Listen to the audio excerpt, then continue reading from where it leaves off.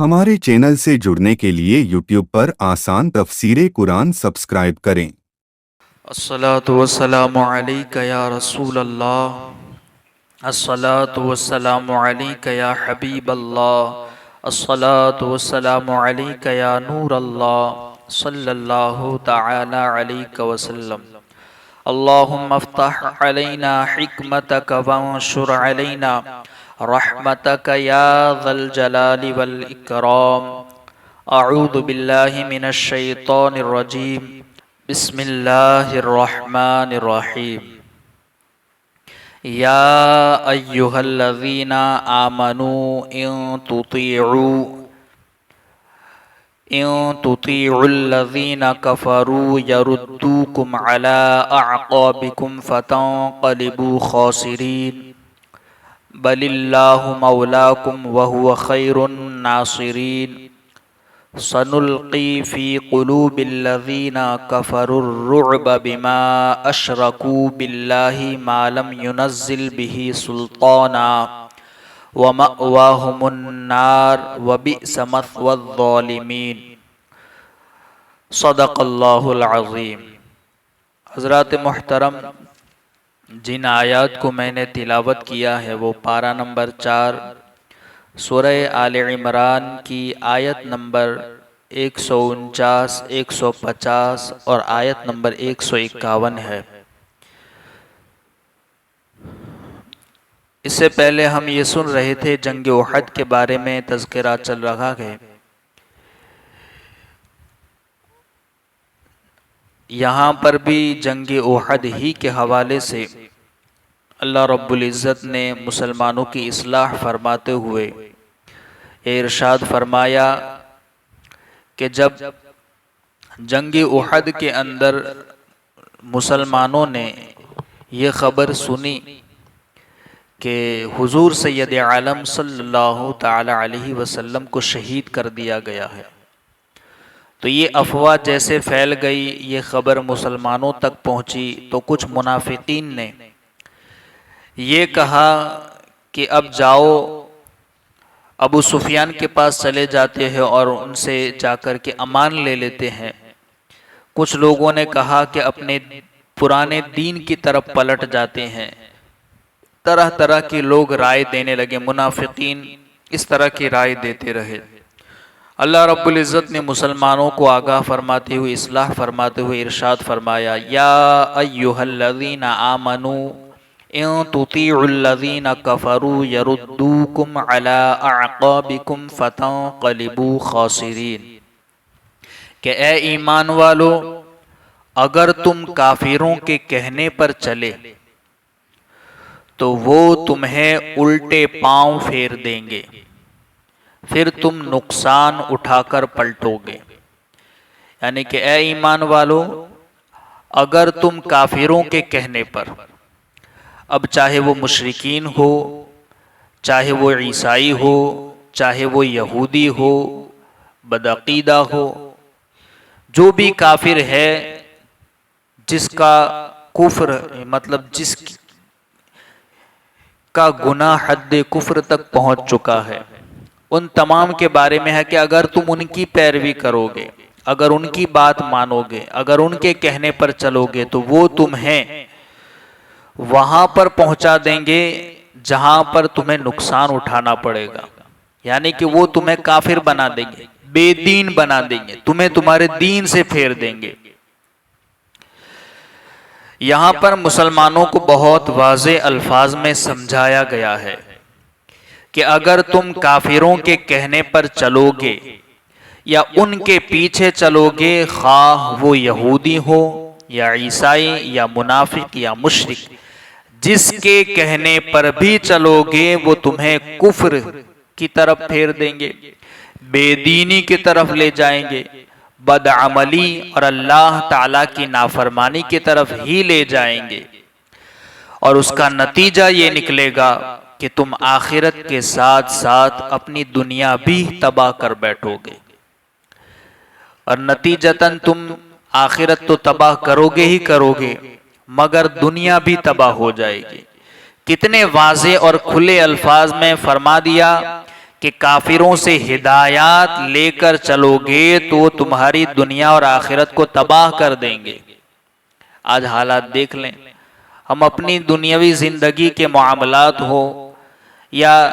دینی معاملات کے اندر بھی ہم بے دینوں کی بات پر عمل کر رہے ہیں۔ آج تک کا ساری دنیا میں مشاہدہ بھی یہی ہے کہ لیکن حیرت ہے، یعنی آج تک کا دنیا کا مشاہدہ بھی یہی ہے کہ جن جن لوگوں نے ان کی پیروی کی وہ بے دین ہو گیا، وہ تباہی کی طرف چلا گیا، وہ تباہ و برباد ہو گیا۔ لیکن حیرت ہے کہ ہم پھر بھی اپنا نظام چلانے میں، اپنے کردار میں، اپنے کلچر میں، اپنے گھریلو معاملات میں، اپنے کاروبار میں ہر جگہ کافروں کے کہنے پر اور ان کے طریقے پر ہی چل رہے ہیں۔ ہر ایک معاملے کے اندر ہم ان کے طریقے کو اپنائے ہوئے ہیں یا ان کے بتائے ہوئے طریقے کے مطابق اپنا کام کر رہے ہیں، جس سے ہمارا رب کریم عز و جل ہمیں بار بار منع فرما رہا ہے، اور انہی چیزوں کی وجہ سے اللہ رب العزت ہمیں منع فرما رہا ہے۔ اس سے پہلی امتوں میں اللہ تعالیٰ نے انبیاء سابقین علیہم السلام کے متبعین کے آثار صالحہ پر چلنے کی تلقین فرمائی تھی، یعنی اس سے پہلے کچھ آیتوں میں اگلے انبیاء کرام علیہم السلام کی قوموں کے حالات کہ وہ اپنے نبیوں کے ساتھ کس طریقے سے پیش آتی تھی، کتنی تابعدار تھی، جنگ کے اندر بھی اگر ان کے ساتھ وہ جنگ لڑنے بھی جاتی تو وہ صبر و استقامت سے کام لیتی تھی، وہ ڈٹ کر کے مقابلہ کرتی تھی۔ تو اے امت محمدیہ، تم بھی ان سے زیادہ حقدار ہو کہ اپنے نبی کے ساتھ صبر و استقامت سے کام لو۔ تو اس سے پہلے اگلے نبیوں کی امتوں کے آثار صالحہ پر چلنے کی تلقین فرمائی تھی، اور اس آیت میں مشرکین عرب اور کفار کی پیروی کرنے سے منع فرمایا ہے، کیونکہ جب جنگ کا پاسا پلٹ گیا، یعنی جنگ احد کے اندر پاسا پلٹ گیا اور رسول اللہ صلی اللہ تعالی علیہ وسلم کی شہادت کی خبر پھیل گئی، تو منافقوں نے یہ مشورہ دیا تھا کہ اب جا کر ابو سفیان سے امان حاصل کر لینی چاہیے، اور بعض نے کہا کہ اب تم اپنے آبائی دین کی طرف لوٹ جاؤ۔ اللہ تعالیٰ نے ان کے رد اور مذمت میں یہ آیت کریمہ نازل فرمائی، یعنی یہ لوگ جب کہنے لگے کہ اپنے آبائی دین کی طرف پلٹ جاؤ، جن کی خاطر ہم جنگ کر رہے تھے اب وہ رسول ہی نہ رہے، تو اب اپنے آبائی دین کی طرف پھر جاؤ۔ یا کچھ لوگوں نے مشورہ دیا کہ ابو سفیان سے امان لے لو، تو اللہ رب العزت نے ان کے رد میں یہ آیت کریمہ نازل فرمائی اور فرمایا، اے ایمان والو، اگر تم نے کافروں کا کہا مان لیا تو وہ تم کو الٹے پاؤں لوٹا دیں گے اور تم نقصان اٹھانے والے ہو جاؤ گے۔ اگرچہ یہ آیت خاص موقع اور خاص سبب کے متعلق نازل ہوئی اور ان کا مورد جنگ احد کے خاص واقعات ہیں، لیکن اس کا حکم عام ہے، قیامت تک کے مسلمانوں کے لیے ہے، اور مسلمانوں کو اپنے دین، اپنے مذہبی معاملات کے خلاف کفار کی کسی بھی بات کو نہیں ماننا چاہیے، اور اپنے دین اور مذہب کے خلاف ان کی اطاعت کرنا دین اور دنیا کا فساد مول لینا ہے۔ اب یہاں واضح الفاظ میں اللہ رب العزت نے ہمیں منع فرمایا ہے کہ ان کی بات پر عمل نہ کیا جائے۔ اس میں عبرت بھی ہے، یہاں جو مخاطب ہے وہ صحابہ ہیں، کتنی مقدس جماعت ہے، ان لوگوں کو اللہ رب العزت نے منع فرمایا جو تمام امت سے افضل اور اعلیٰ ہے۔ جب انہیں یہ فرمایا گیا کہ تم کافروں کی باتوں پر عمل نہ کرنا، تو میں اور آپ کس گنتی میں ہیں؟ جب وہ اس امت میں سب سے افضل ہے، سب سے اعلیٰ جماعت ہے، اللہ رب العزت انہیں ہی منع فرما دے رہا ہے کہ تمہیں کافروں کے کہنے پر عمل نہیں کرنا، کیونکہ یہ لوگ تمہیں بے دین بنا دیں گے۔ جب انہیں یہ کہا جا رہا ہے کہ وہ لوگ بے دین بنا دیں گے یا اس طرف لے جائیں گے، تم نقصان اٹھانے والوں میں ہو جاؤ گے، تو میں اور آپ کس گنتی میں ہیں؟ کوئی شخص اپنے ایمان کو لازوال سمجھ کر کفار کی صحبت اختیار نہ کرے، یعنی اللہ نے جو یہ ایمان کی دولت دی ہے اسے لازوال سمجھے، اسے قیمتی سمجھے، اور اسے سمجھ کر کسی کافر کے کہنے پر عمل نہ کرے۔ حضرت آدم علیہ السلام نبی تھے، معصوم تھے، اور جنت جیسے محفوظ مقام میں رہتے تھے۔ جب ابلیس نے انہیں بھی دھوکہ دے دیا تو ہم تو معصوم نہیں، ہم دنیا جیسی جگہ جو کہ محفوظ نہیں، تو مسلمان پر فرض ہے کہ کافر سے علیحدگی اختیار کرے اور ان کی رائے پر مشورے پر اندھا دھند عمل نہ کرے، ورنہ دھوکہ کھا جائے گا۔ جب حضرت آدم علیہ السلام معصوم ہے، پیغمبر ہیں، جنت جیسے محفوظ مقام پر ہے، شیطان نے انہیں وہاں دھوکہ دے دیا، تو میں اور آپ تو معصوم نہیں ہیں۔ دنیا جیسی جگہ میں ہم رہتے ہیں، تو کافروں کی صحبت اختیار نہ کی جائے، ان کے مشورے پر عمل نہ کیا جائے، دینی معاملات کے اندر ان کے بتائے ہوئے طریقے پر عمل نہ کیا جائے۔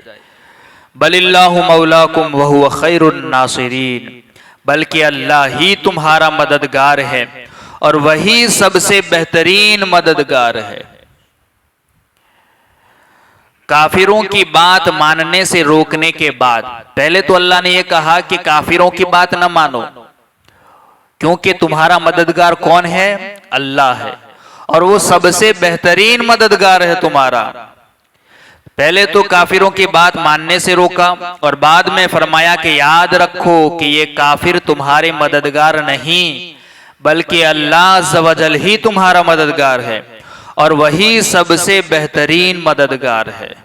لہذا تم اس کی اطاعت کرو، کیونکہ ہر ایک اپنے مولا کی اطاعت کرتا ہے۔ تو جب اللہ عز و جل تمہارا مولا ہے، ہوا مولاکم، جب وہ تمہارا مولا ہے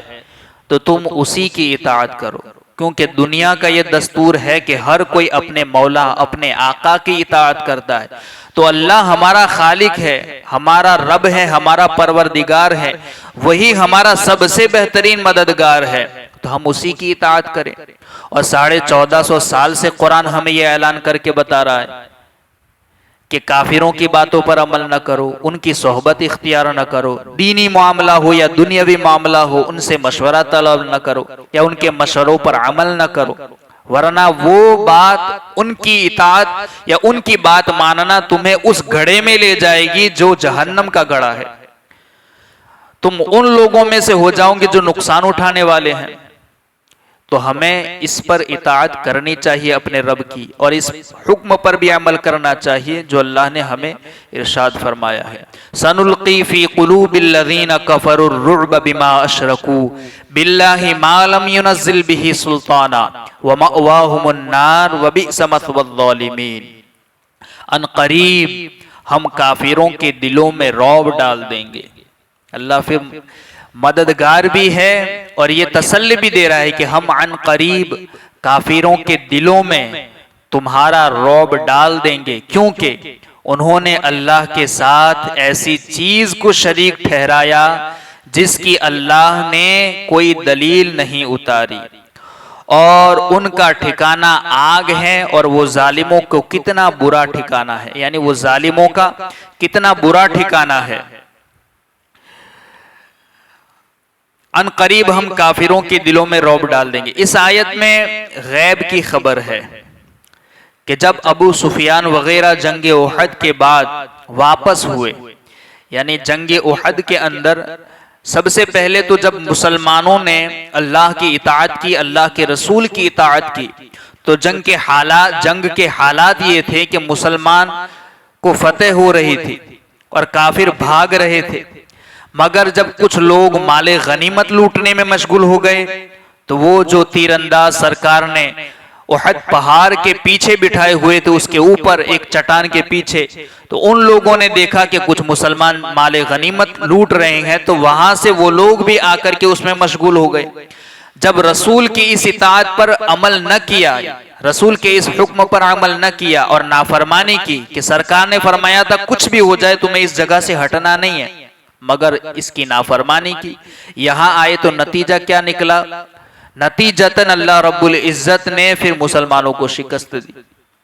کہ اللہ اور اس کے رسول کی اطاعت نہ کرنے سے نقصان کتنا اٹھانا پڑتا ہے۔ تو جب وہ کافر جو کفار تھے وہ فتح یاب ہو کر کے جب لوٹے ہیں تو ایک جگہ پر جب پہنچے تو وہاں جب ابو سفیان وغیرہ جنگ احد کے بعد واپس ہوئے تو راستے میں خیال آیا کہ کیوں لوٹ آئے، یعنی ہم کیوں لوٹ آئے، سب مسلمانوں کو ختم کیوں نہ کر دیا، حالانکہ یہ اچھا موقع تھا ہمارے لیے۔ انہیں راستے میں یہ خیال آیا کہ ہم کیوں لوٹ آئے، چاہیے تو یہ تھا کہ ہم ان کی جڑ اکھاڑ دیتے، ان کا نام و نشان مٹا دیتے، چند ہی تھے، سب کو ختم کر دیتے، ہم کیوں لوٹ آئے، اچھا موقع تھا۔ جب واپس ہونے پر آمادہ ہوئے، چلو واپس چلتے ہیں، جب یہ ارادہ کیا تو قدرتی طور پر ان تمام کے دلوں میں مسلمانوں کا ایسا رعب طاری ہوا کہ وہ مکہ واپس چلے گئے، اور یہ خبر پوری ہوئی جو اللہ رب العزت نے آیت میں فرمائی تھی کہ ان قریب ہم تمہارا رعب ان کے دلوں میں ڈال دیں گے۔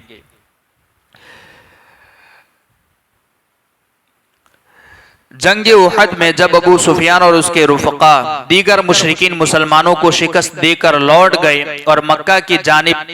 جانے لگے تو کچھ مسافت طے کرنے کے بعد وہ پریشان ہوئے اور کہنے لگے کہ یہ ہم نے کیا کیا، ہم نے تو اس جنگ کی اور ان سے جنگ کی اور تھوڑے سے مسلمان باقی بچ گئے تو ہم لوٹ آئے، واپس چلو، ہمارے لیے یہ نادر اور موقع ہے، یعنی کہ بہت اچھا موقع ہے، ہم انہیں ختم کر دیتے ہیں۔ جب واپسی کا عزم کیا تو اللہ تعالیٰ نے ان کے دلوں میں رعب ڈال دیا اور اپنا ارادہ پورا کیے بغیر وہ مکہ واپس چلے گئے۔ اللہ تعالیٰ نے اپنے اس احسان کو یاد دلاتے ہوئے فرمایا کہ ہم عن قریب تمہارا خوف ان کے دلوں میں ڈال دیں گے، اور وہ واپس چلے گئے۔ یہاں پر جو یہ مَا لَمْ يُنَزِّلْ بِهِ سُلْطَانًا، یہ جو کہا گیا نا کہ جس کی اللہ نے کوئی دلیل نہیں اتاری، یعنی وہ لوگ اللہ کی ذات میں کسی کو شریک ٹھہراتے ہیں جو اللہ رب العزت نے اس کی کوئی دلیل زمین پر نہیں اتاری۔ تو اس آیت کا اور اس لفظ کا مطلب کیا ہے؟ سلطان کے کئی معنی ہے، مگر ایک معنی اس کی قوت کے ہے، کیونکہ وہ اپنی سلطان جو ہوتا ہے وہ اپنی قوت سے حکومت قائم کرتا ہے اور اپنے احکام جاری کرتا ہے۔ تو اس وجہ سے اس آیت کا معنی یہ ہوگا کہ بتوں کی عبادت کرنا کسی ملت میں بھی جائز نہیں رہا۔ بتوں کی عبادت کرنا یا اللہ کے علاوہ کسی کی عبادت کرنا اس امت میں نہیں بلکہ کسی بھی ملت میں جائز نہیں رہا، اور نہ عقل اس کو جائز قرار دیتی ہے۔ اس سے دوسری چیز بھی سمجھ میں آتی ہے، اس سے یہ معلوم ہوا کہ عقائد میں تقلید کرنا جائز نہیں ہے۔ عقائد میں تقلید کرنا جائز نہیں ہے۔ جو چیز بغیر کسی دلیل کے محض رائے اور نفسانی خواہش پر مبنی ہو اس پر عمل کرنا جائز نہیں ہے۔ جو محض کسی کی رائے ہو، محض کسی کی نفسانی خواہشات پر وہ بات مبنی ہو، یا کسی کی رائے ہو اس پر کوئی دلیل نہ ہو، صرف رائے اور نفسانی خواہشات پر مبنی ہو، ایسی چیز پر کسی کی تقلید کرنا یہ جائز نہیں ہے، عمل کرنا جائز نہیں۔ مشرکین ایک سے زیادہ عبادت کے مستحق مانتے تھے، یعنی اللہ کے علاوہ بھی بہت سے لوگوں کو عبادت کا مستحق مانتے تھے اور بغیر دلیل کے ان کی عبادت کرتے تھے، حالانکہ ان کے پاس کوئی دلیل نہیں تھی کہ یہ معبود ہے۔ بفرض محال، ایسا تو ہو نہیں سکتا مگر صرف مطلب مان لے، بفرض محال اگر دو خدا ہوتے تو وہ اپنی خدائی پر کوئی دلیل نازل کرتے اور کوئی حجت اتارتے، اور جب اللہ وحدہ لا شریک کے سوا کسی اور خدا کی خدائی پر کوئی دلیل نہیں پائی گئی تو معلوم ہوا کہ اس کے سوا کوئی اور خدا نہیں ہے۔ قرآن میں صرف یہی ہے، قل هو اللہ احد، اللہ صرف ایک ہے، اللہ کے علاوہ کوئی معبود نہیں، لا الہ الا اللہ، وہی معبود ہے، وہی عبادت کا مستحق ہے۔ جب اس کے سوا کسی کے لیے یہ دلیل نہیں، جب وہی عبادت کا مستحق ہے، وہ وحدہ لا شریک ہے، وہ اکیلا ہے، اس کا کوئی شریک نہیں، تو معلوم ہوا کہ اگر کوئی اس لیے بغیر کسی دلیل کے اللہ کے سوا کسی اور کو خدا ماننا اور اس کی عبادت کرنا یہ شرک اور باطل ہے، اور ان مشرکوں کا آخری ٹھکانہ دوزخ ہے، اور وہ کیا ہی برا ٹھکانہ ہے۔ اسی لیے کہا گیا کہ جو ایسا کرتا ہے، اس کی ذات میں کسی کو شریک کرتا ہے یا اس کے علاوہ کسی کی عبادت کرتا ہے تو وہ مشرک ہے، شرک کرنے والا ہے، اور جو شرک کرتا ہے وہ مشرک، اور مشرکوں کا ٹھکانہ جہنم ہے، اور وہ کتنا ہی برا ٹھکانہ ہے۔ تو چاہیے یہ کہ ہم صرف عبادت اللہ کی کریں، اللہ کے سامنے اپنا سر جھکائے، سجدہ بھی صرف اللہ کو کیا جائے گا، سجدہ چاہے تعظیمی ہو چاہے عبادت کا ہو صرف اللہ کو کیا جائے گا، سجدہ تعظیمی بھی کسی کے لیے جائز نہیں۔ اس امت میں کسی کے لیے بھی سجدہ تعظیمی بھی جائز نہیں، حرام ہے۔ سجدہ اگر کسی کو ہے تو وہ صرف اللہ کی ذات کو ہے۔ اللہ رب العزت کہی سنی باتوں پر ہم سب کو عمل کی توفیق عطا فرمائے۔ اللہم ربنا نور قلوبنا بالقرآن وزین اخلاقنا بالقرآن ونجنا من النار بالقرآن وادخلنا فی الجنت بالقرآن۔ اللہم ارزقنا تلاوت القرآن، اللہم اہدنا ہدایت القرآن، اللہم ربنا آتنا شفاعت القرآن، وصلی اللہ تعالی علی خیر خلقہ ونور عرشہ محمد وعلی آلہ واصحابہ اجمعین برحمتک یا ارحم الراحمین۔